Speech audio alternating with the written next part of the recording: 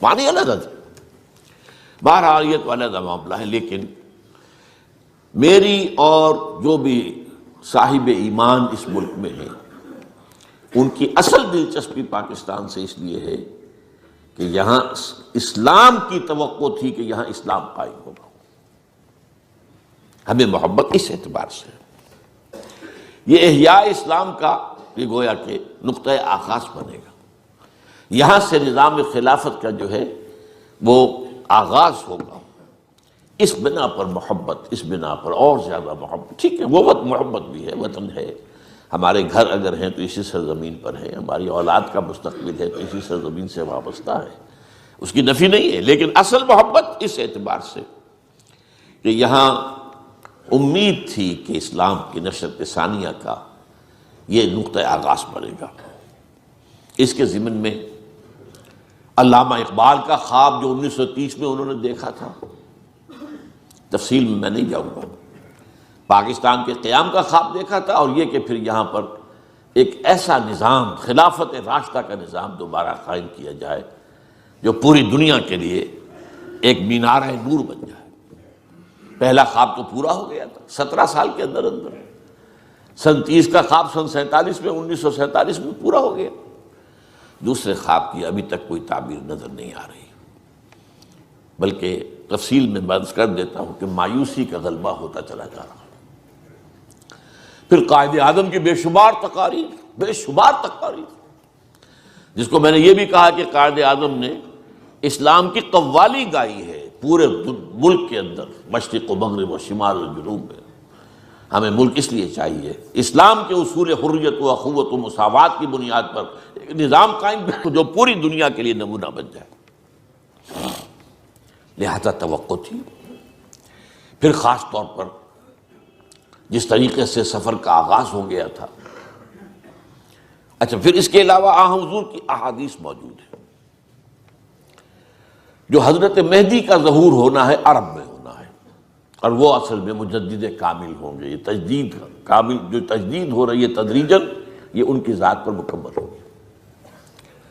لیکن ان کی حکومت قائم کرنے کے لیے حدیث سفر میں فرمایا گیا کہ ایک مشرقی ملک سے فوجیں آئیں گی۔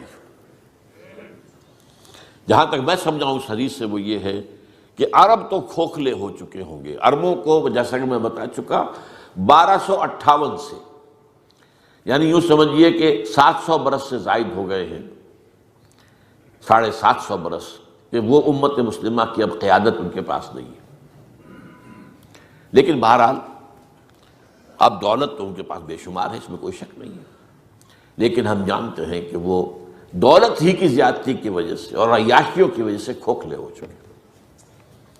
لہذا اگرچہ حضرت مہدی کا ظہور ہوگا عرب میں، لیکن ان کی حکومت کو قائم کرنے کے لیے فوجیں کسی مشرقی ملک سے آئیں گی، اور پاکستان مشرق میں ہے۔ ویسے صرف پاکستان نہیں، افغانستان بھی مشرق میں ہے، پھر بھارت پورا کا پورا مشرق میں ہے۔ حدیث کے الفاظ یہ ہیں یخرج ناس من المشرق یعطئون للمہدی یعنی سلطان۔ علامہ اقبال کا جو ایک ترانہ تھا، ترانہ ہندی یا ہندوستانی بچوں کا ترانہ، اس میں یہ الفاظ بھی موجود ہیں کہ میرے عرب کو آئی ٹھنڈی ہوا جہاں سے، میرا وطن وہی ہے، میرا وطن وہی ہے۔ اور یہ کب کہا انہوں نے؟ ابھی پاکستان کا تو کوئی وجود نہیں تھا، یہ کوئی حدیث ہے، اگرچہ مجھے اس کا متن ابھی تک مل نہیں سکا۔ لیکن امریکہ میں ایک مرتبہ کچھ عرب طلباء تھے دینی مزاج رکھنے والے، ان سے جب بات، ان کا ہے حدیث ہے، ہم بھی آپ کو حوالہ تو نہیں دے سکتے، حدیث ہے کہ حضور نے فرمایا کہ مجھے ہند کی طرف سے ٹھنڈی ہوا آتی ہے، میرے عرب کو آئی ٹھنڈی ہوا جہاں سے، میرا وطن وہی ہے، میرا وطن وہی ہے۔ پھر امت کی 400 سالہ تاریخ میں نے بہت مرتبہ چیزیں گنوائی ہیں۔ مجددین کا سلسلہ 1000 برس تک عالم عرب میں رہا، پھر آ گیا ہندوستان میں، آخر کوئی سبب ہے۔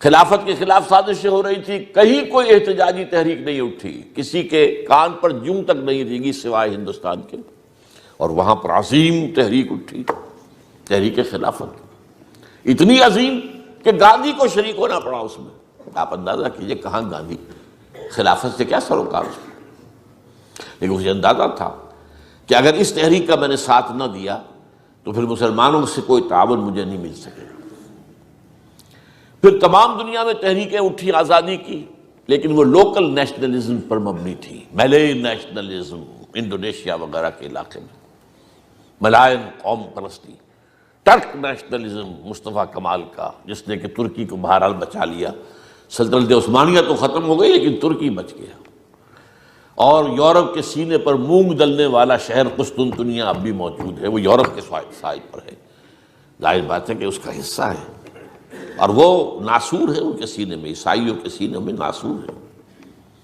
اور آتا ہے یہ جو آخری زمانے میں ملاحم جو ہوں گے، قسطنطنیہ مسلمانوں کے ہاتھوں سے نکل جائے گا۔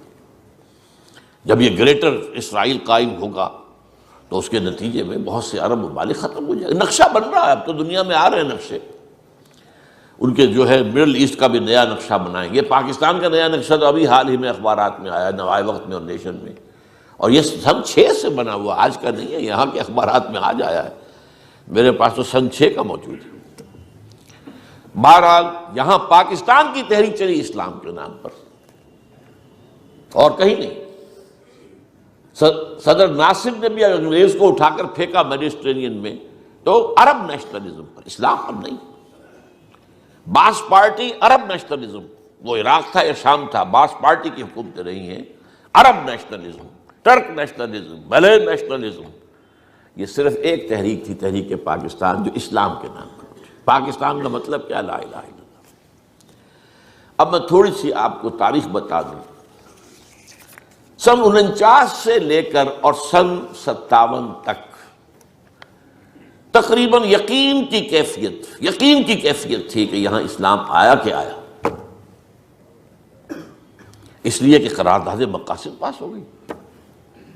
اس دور میں سیکولرزم کے خلاف بغاوت، حاکمیت اللہ کی ہے، انسانی حاکمیت کی نفی مطلق، کہ اکبر نام لیتا ہے خدا کا اس زمانے میں۔ پھر جب یہ کہا گیا کس کا اسلام، شیعہ کا، سنی کا، تو تمام مکاتب فقہ جو ہے ان کے ٹاپ کی قیادت نے 22 نکات دے دیے، یہ ہمارے متفق علیہ ہیں، بناؤ دستور اس پر۔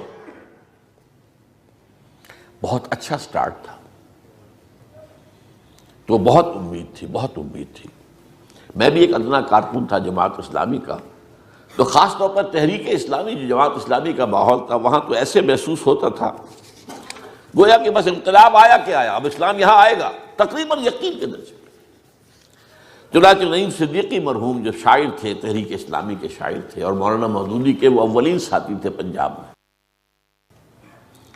آپ مولانا مودودی تو حیدرآباد دکن میں تھے، وہاں علامہ اقبال نے دعوت دے کر پنجاب میں بلایا تھا نا، کہ آپ جو ہے اس دکن کی سنگلاخ زمین کو چھوڑے، یہاں ہے سرسبز شاداب زمین، اسلام کے لیے یہ زمین زرخیز، یہ سرخیز۔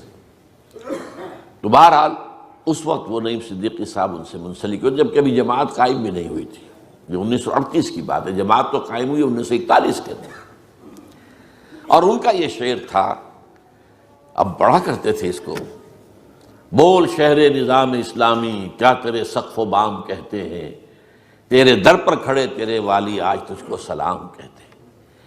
گویا کہ نظام اسلامی کے شہر کے دروازے پر ہم کھڑے تھے، دستک دے رہے تھے، بول شہر نظام اسلامی کیا تیرے سقف و بام کہتے ہیں، تیرے در پر کھڑے تیرے والی آج تجھ کو سلام کہتے ہیں۔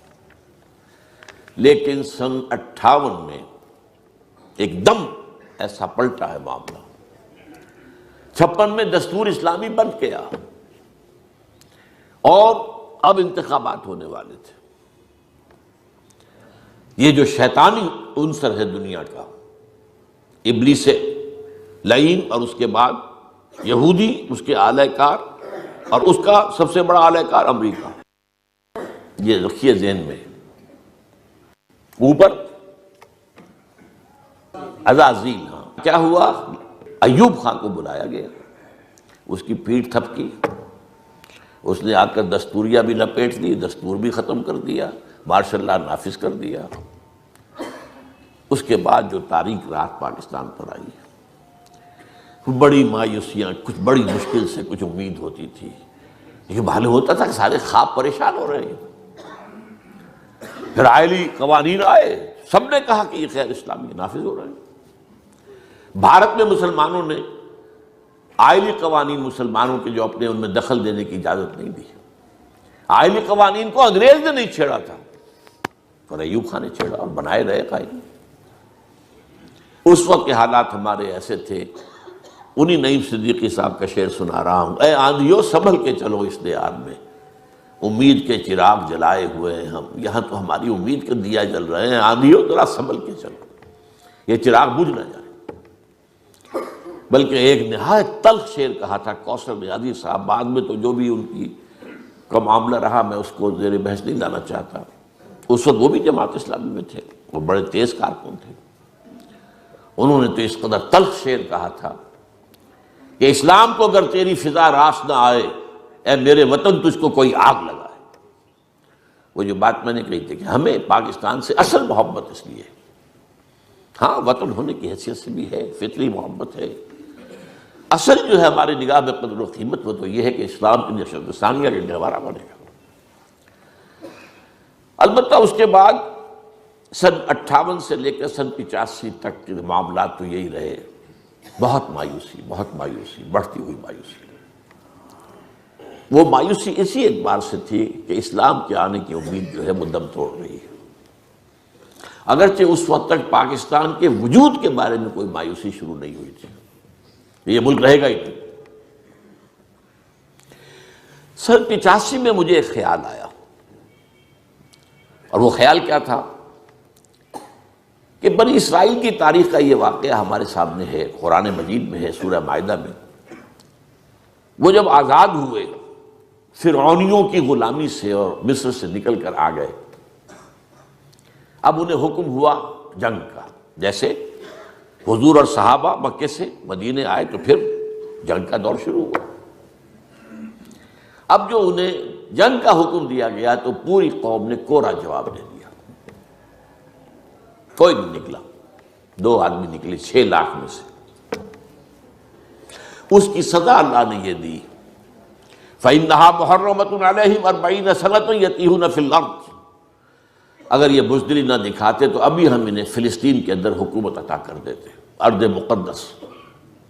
اب ان کی بزدلی کی وجہ سے وہ ارض مقدس ان پر 40 برس تک حرام رہے گی، اسی صحرا میں بھٹکتے پھریں. یہ 40 برس جو ہیں اس میں کیا ہوا؟ جو نسل ہے بدل گئی. وہ نسل جو غلامی کا داغ اٹھائے ہوئی تھی مصر کی، وہ ختم ہو گئی، مر گئے سب. 40 برس کا عرصہ ہے. حضرت موسیٰ کا بھی انتقال ہو گیا، حضرت ہارون کا بھی ہو گیا. اب ایک نئی نسل پیدا ہوئی جو صحرا میں پیدا ہوئی تھی، سختیاں جس نے جھیلی تھی صحرا کی. اور اقبال کہتا ہے کہ فطرت کے مقاصد کی کرتا ہے نگہبانی، یا بندہ صحرائی یا مرد کوہستانی. آج بھی سوات سے جو بھی تحریک چل رہی ہے نفاذ شریعت کی، وہ مرد کوہستانی ہی ہے نا. اس سے پہلے جو مولانا صوفی محمد کھڑے تھے وہ بھی کوہستانی ہے نا. بہرحال خود صحرا ہی سے تو اسلام شروع ہوا تھا نا. فطرت کے مقاصد کی کرتا ہے نگہبانی، یا بندہ صحرائی یا مرد کوہستانی. تو مجھے امید ہوئی تھی کہ جس طرح 40 برس کے بعد وہاں انقلاب آ گیا تھا کہ نئی نسل جو پیدا ہوئی اس نے پھر جنگ کی. حضرت موسیٰ علیہ السلام کے جو خلیفہ ہوئے یوشع ابن نون علیہ السلام نبی تھے، ان کی سرکردگی میں انہوں نے جنگ کی، اور پھر ان کے نتیجے میں فلسطین میں ان کی حکومت قائم ہو گئی. تو مجھے خیال ہوا ہمیں بھی 40 برس ہو گئے ہیں آزاد ہوئے، اور ہم بھٹک رہے ہیں، یہ صحرائی میں بھٹک رہے ہیں.